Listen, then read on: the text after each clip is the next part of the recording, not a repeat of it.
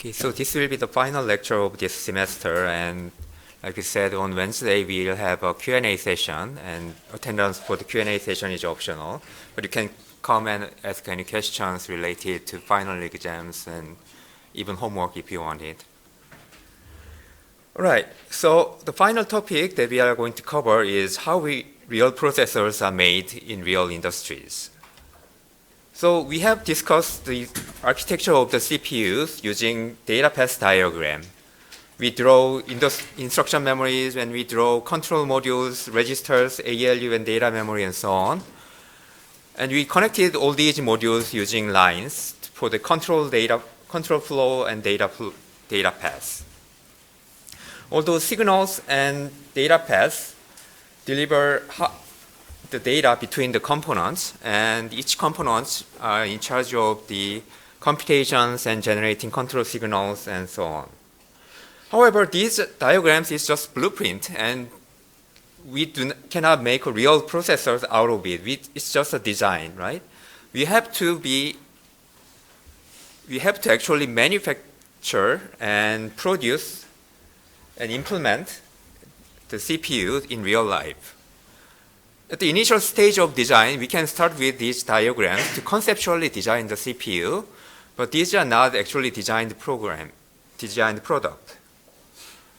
Similar to the way we are designing software, at the design stage of the software, we can define functions and modules and the data paths and data that exchanges between each functional modules, but eventually we have to use programming languages to implement the software. Like the similar way, hardwares also have to be made in a similar steps.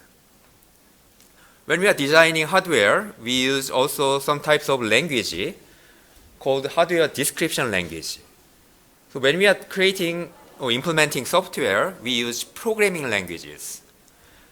So description language called HDL is slightly different from programming languages. In programming languages,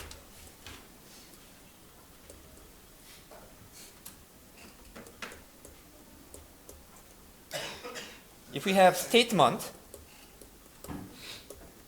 such as assignments or function calls and arithmetic operations,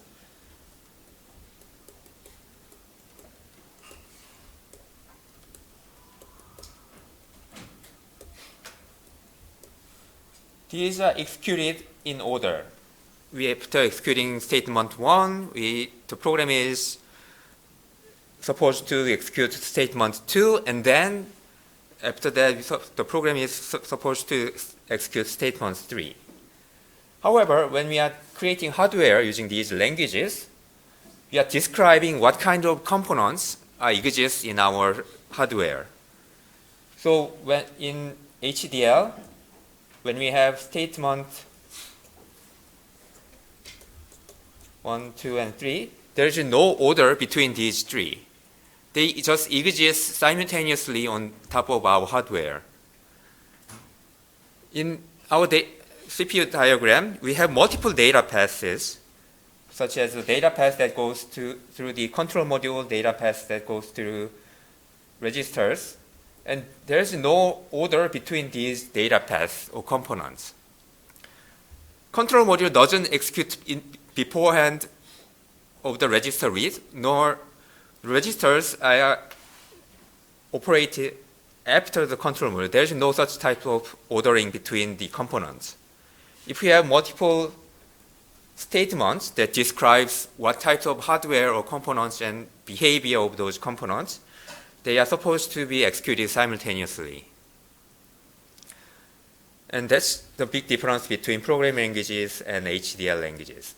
So since learning HDL is not the main focus of our lecture, we just briefly introduce one type of the HDL module to give you the high-level idea of how this HDL looks like. So this is a snippet of HDL code that implements a counter module. And there could be various HDLs, and one of the most widely used HDL is Verilog or system Verilog.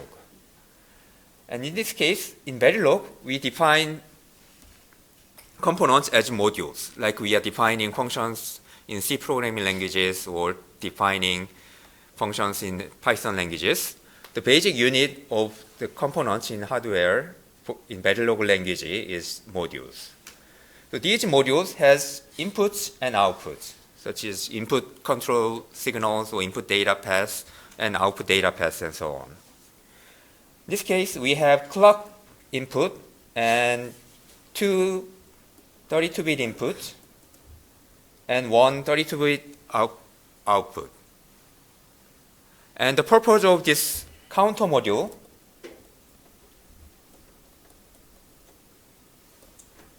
is increasing the counter value whenever there is a match between input 1 and 2.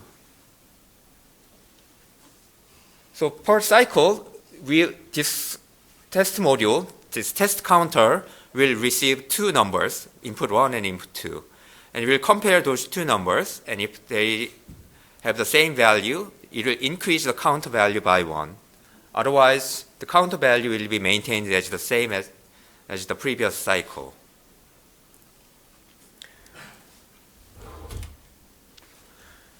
It largely divided into two parts that describes the combination logic and sequential logic. The counter value should be remembered in a flip-flops, and every time we go to the next clock period, we define a logic that will increase or maintains the counter value as before. So here we have a combination logic that actually compares the two input values and determine whether we should increase the value or not to increase the value. And inside it, we have a logic that defines the behavior of this combination logic.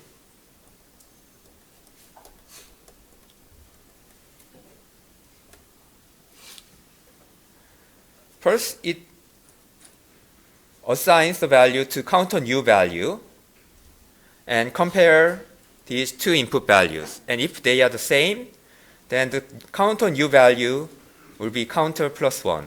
That means only when we have matching input values, counter new value is increased by 1. Otherwise, it will maintain the previous value. So that's the combinational part for this counter logic. And the sequential logic,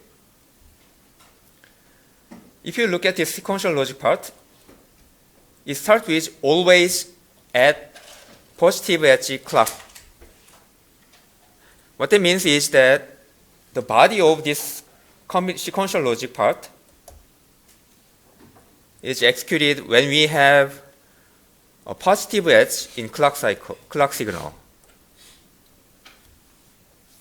So this is positive edge and this is negative edge. So on every positive edge, you will execute this statement, which is putting the new counter new value as the value of counter register.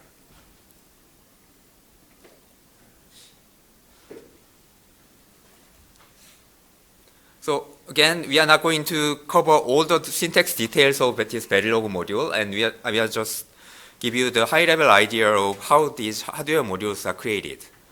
It's very similar to programming languages, but like we said, there's no order between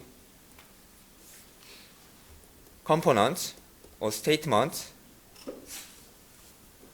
included in the hardware description language. It doesn't mean that the combinational part is executed before sequential logic, nor sequential logic is executed after the combinational logic. They exist simultaneously in the hardware, and they operate whenever we have a positive clock edge.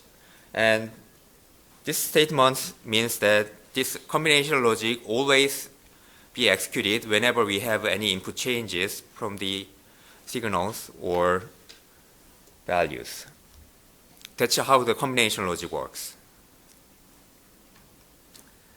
Anyway, after creating these hardware description, after implementing our hardware using these types of hardware description languages, then we will go through several additional steps to actually get real hardware. In programming languages, after creating software in programming languages, we can just compile or execute the program to get actual software product. But actually manufacturing hardware involves so many steps after creating the initial design in hardware description language. Let's look at what kind of steps are involved in creating the real hardware. The first step is called synthesis. It's somewhat similar to compilation in high-level in programming languages. So these hardware description languages are similar to high-level languages in programming languages like C or Python. That means it's closer to humans' understanding, and it's closer to what people's thought process, and a human being can design a software, can design hardware using high-level hardware description languages. However, we cannot directly, as we cannot directly execute the high-level languages in programming languages like C or Python, it has to be compiled or synthesized into actual hardware components. In high-level languages, compilation translates high-level languages into machine instructions. In hardware, this synthesis process translates high-level languages, HDL, into logic gates, like AND gate, OR gate, XOR gate, and so on, and connections between them. So the modules that we created in HDL will be translated into a set of gates, logic gates, and connections between them. And connections between them are expressed as wires. So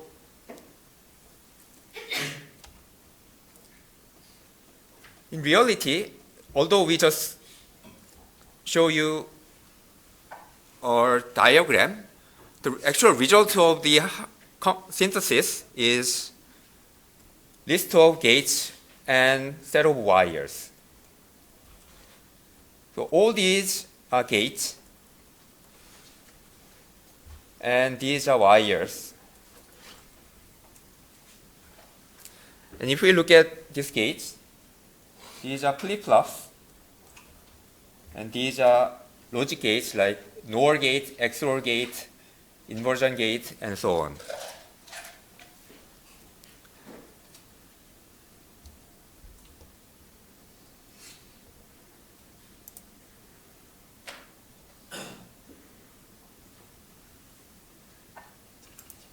For example, this NOR gate,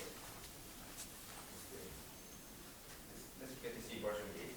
Inversion gate takes N27 wire as input and outputs N28 as the output. So N27 will be the input to this inversion gate, inverter gate, and N28 will be the output. N27 is the output from this FAEX gate.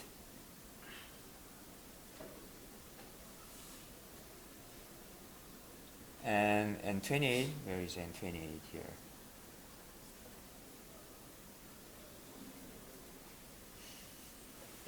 It should be somewhere.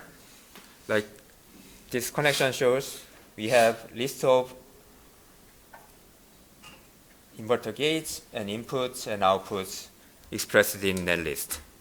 One thing we have to do not try to exactly match this one and this one, because I just grabbed images from the internet, and this is not actually the equivalent logic gate components, but just give you the idea. From HDL, synthesis will generate NAND list. Looks like this list of the gates.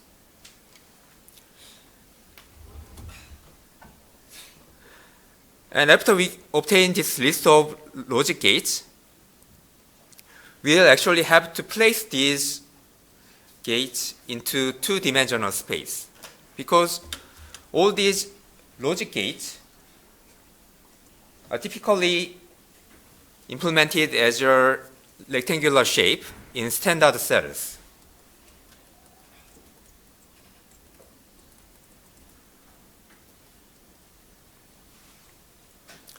Using CMOS technologies in actual semiconductor technologies. Using these standard cells has actual sizes for width and height. And we have to place them into two-dimensional space to actually implement this into our digital circuits. And when we are placing these standard cells into two-dimensional space, we want to minimize the space these gates occupies, because if we just place them sparsely, then we cannot place them somehow, but they will consume huge amount of semiconductor space. That means the cost for producing the circuit will increase if we have sparse placement of logic gates. We want to tightly pack these standard cells into a limited space to reduce the size of these modules or dies, so that we can reduce the production cost and as well as reduce the communication delay between the standard cells. If we want to send some signal from here to here, it will take much longer time and energy than sending a signal from nearby modules. So when we are placing these gates, then we also want to place connected standard cells close to each other. If there is a direct connection between two modules, two gates, then they have to be placed closely to each other. If the connected gates or cells are placed far apart, then they will consume huge amount of propagation delay and consume lots of electricity. So minimum space and connection between the nearby modules has to be maintained. The close connectivity between nearby cells has to be maintained while placing these standard cells onto a two-dimensional space. So finding the true optimal placement is usually a very complex problem. And if you have studied algorithm class, and you will easily find that this is one of the NP-complete problem, which requires enormous amount of computation time, especially for large circuits with so many nodes to place. So it's impractical to find the true optimal placement logic for standard cell placement. So in reality, to place these standard cells within a reasonable amount of time, there are so many heuristics or heuristic approaches or some types of non-optimal but good enough algorithms suggested and actually being used in industries and real situations. So again, we are not going to cover all those algorithms here, but it's still time-consuming practice to find some near optimal placement that provides good quality of placement for standard cells. But anyway, after placing these standard cells, the problem is not ended, because we have to actually connect these standard cells with each other. Suppose these black dots are input and white dots are output. And we have to connect these white dots to other blue dots. And again, we have to connect all these connections with each other to the between the standard cells. And when we are connecting these inputs and outputs from the standard cells, we cannot draw some free drawing lines like these.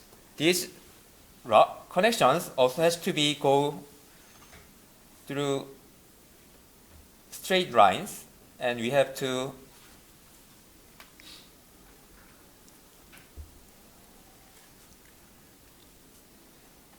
sometimes we have to cross other lines in between them. So for example, if there is a connection from here to here and here to here, these two lines overlap with each other. In that case, they have to be placed in a different level of connections.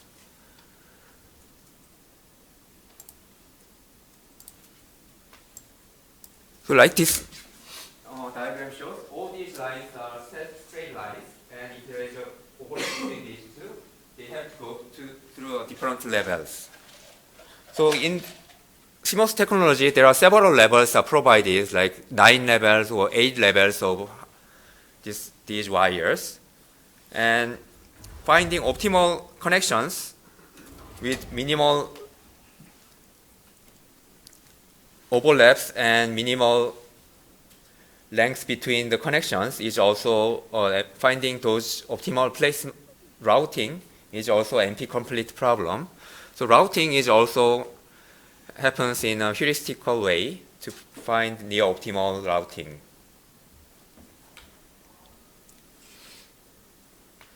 And all these steps,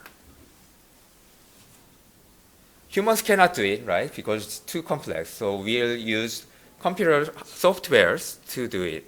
So those are called computer-aided designs. So CAD tools are mainly used in this process. Or sometimes it's called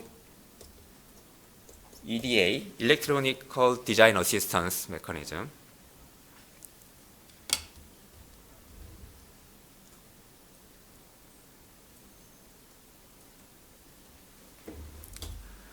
So from the HDL, we synthesized into gates and place those gates and connect those gates with wires using routing.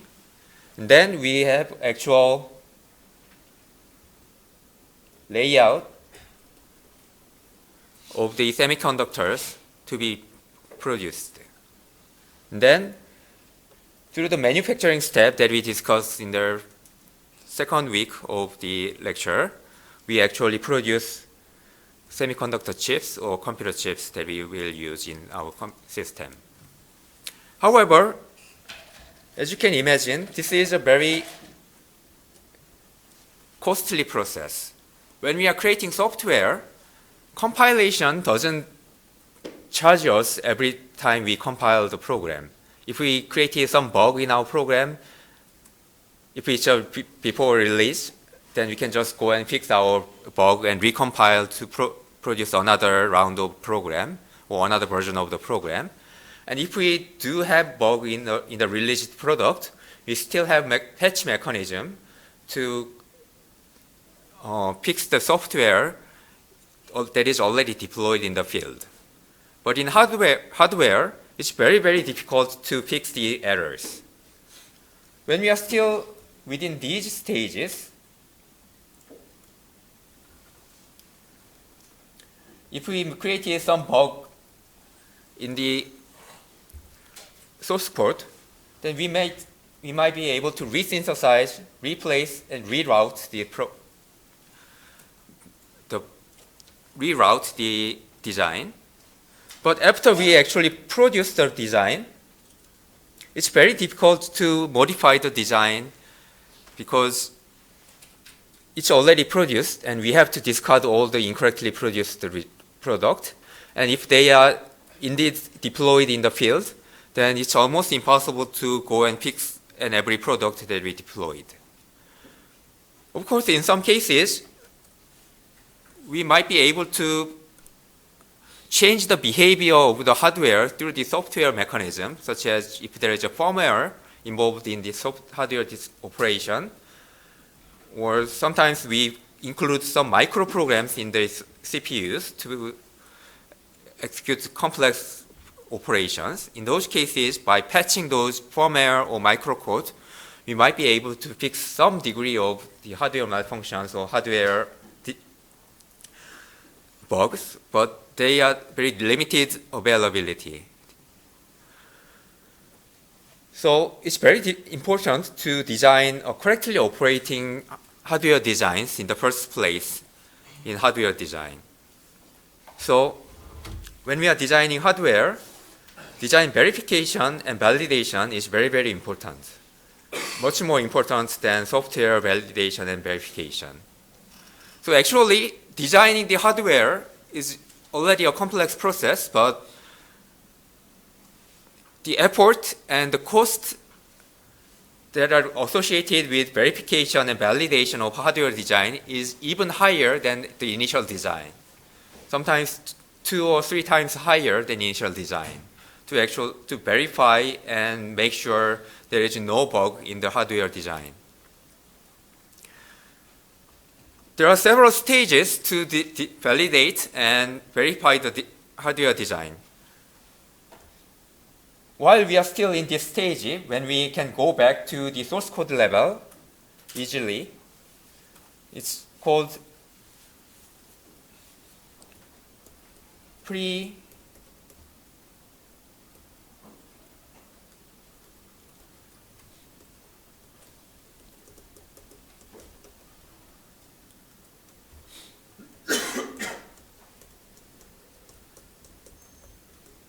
pre-silicon verification, and after we have actual hardware, it's called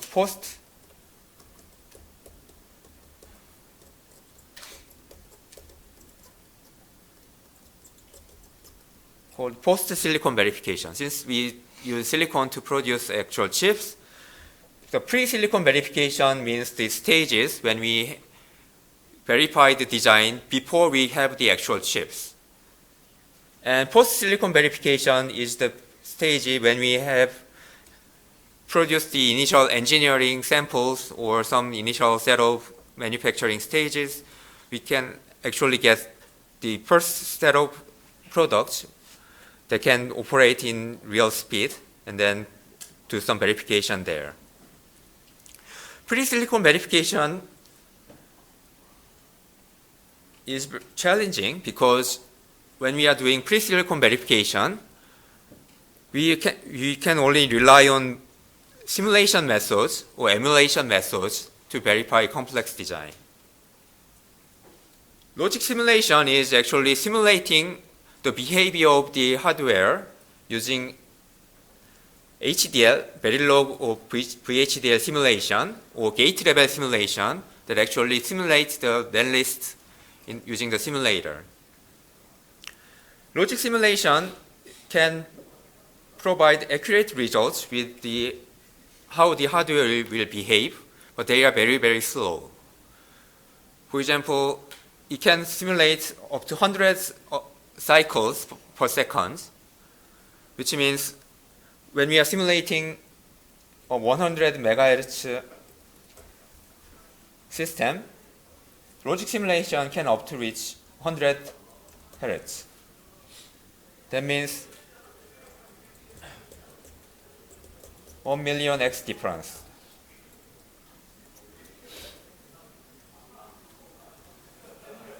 What that means is that to simulate 1 second of real CPU time, it might take 1 million seconds in logic simulation. So actually booting up the operating system and executing real-world user application is almost impossible at logic simulation stage when designing a CPU. So instead, one thing we can rely on is called FPGA emulation. FPGA is a programmable hardware.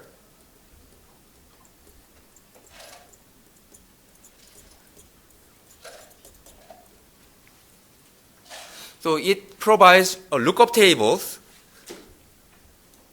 within its hardware to simulate various types of logics. So when we have a combination logic, with actual gates, AND gates, OR gates, XOR gates. Real hardware actually implements these gates using standard cells, which is very, very fast and we use in real life. But in FPGA emulation, instead of including all these logic gates in reality, it has a lookup table for all possible combinations of inputs. For example, let's say the hardware is 3 input gate, 3 input logic, and 1 output combination logic. Then there are 8 possible cases of input combinations, 3 inputs, and for all these cases, we can either put down 0 or 1 as the expected output. So by having a lookup table for 8 possible cases, we can make an equivalent functionality between the actual hardware and this lookup table based logic.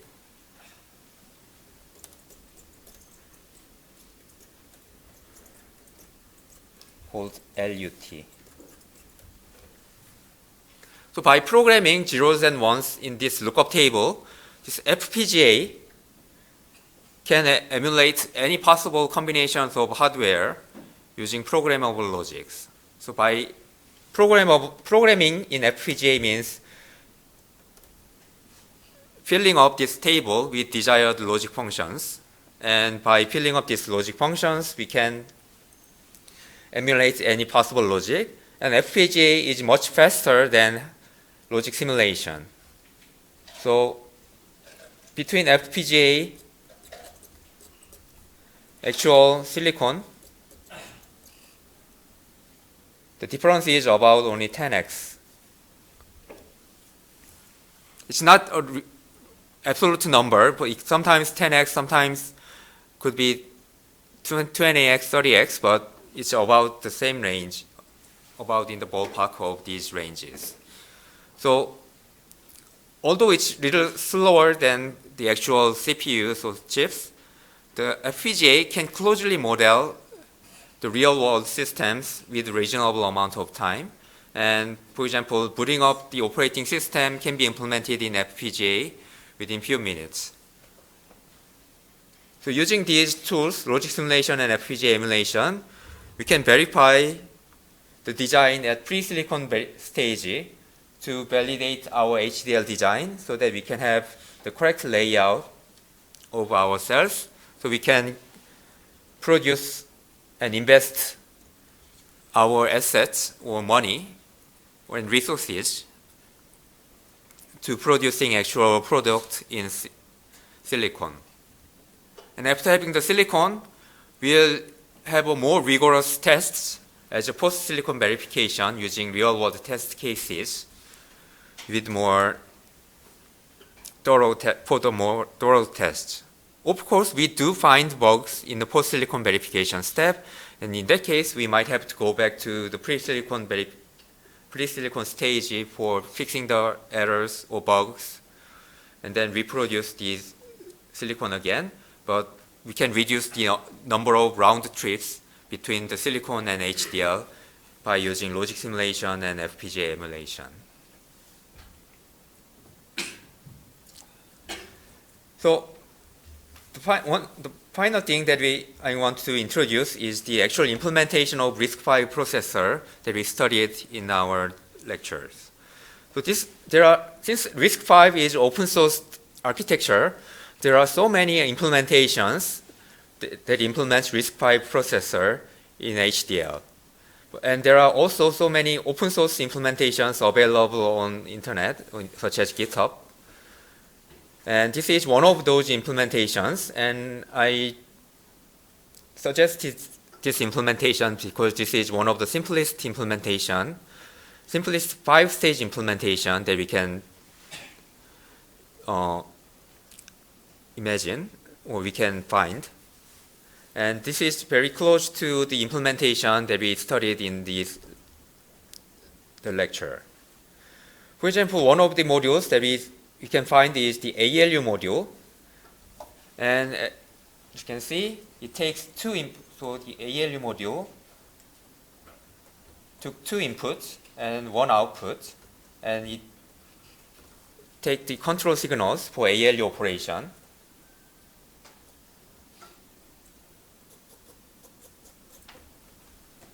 So it takes 2 inputs, 32 bits, 1 output, also 32 bit, and 4-bit operation type.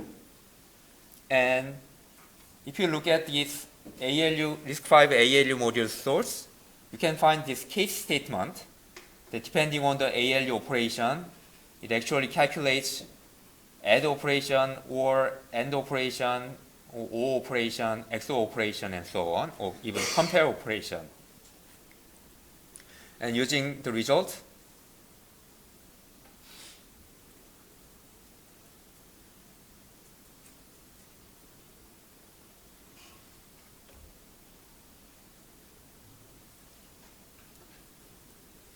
we will set the result output.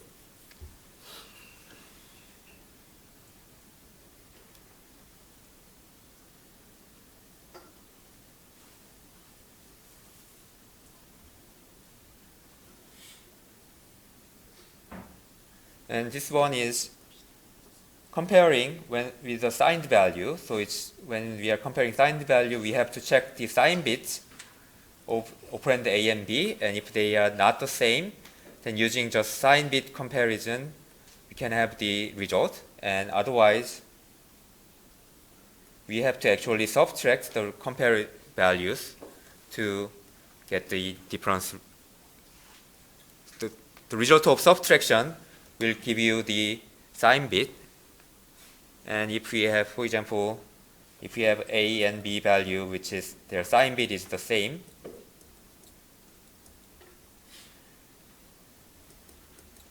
then we'll subtract A and B, and if this is smaller than 0, then B is larger and A is, otherwise A is larger. It's just doing that. So if you are more interested, if you are curious about the actual implementation of the CPUs, especially in RISC-V CPUs that we studied in the lecture, then please visit this GitHub repository to see how these CPUs are actually implemented in real hardware. Okay, that actually concludes this semester's lecture, and I hope you guys enjoyed the lecture and studied a lot about computer systems. So although we studied about hardware, these understandings about hardware will help you help you guys through your software studies. And the interaction between hardware and software is still a very important topic and many things to be researched.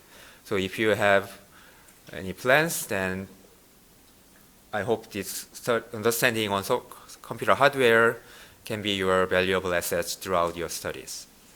All right, thanks for attending the classes throughout the semester. And like I said, on Wednesday we'll have Q&A session, and on next Monday we'll have the final exam. All right, thanks for attending.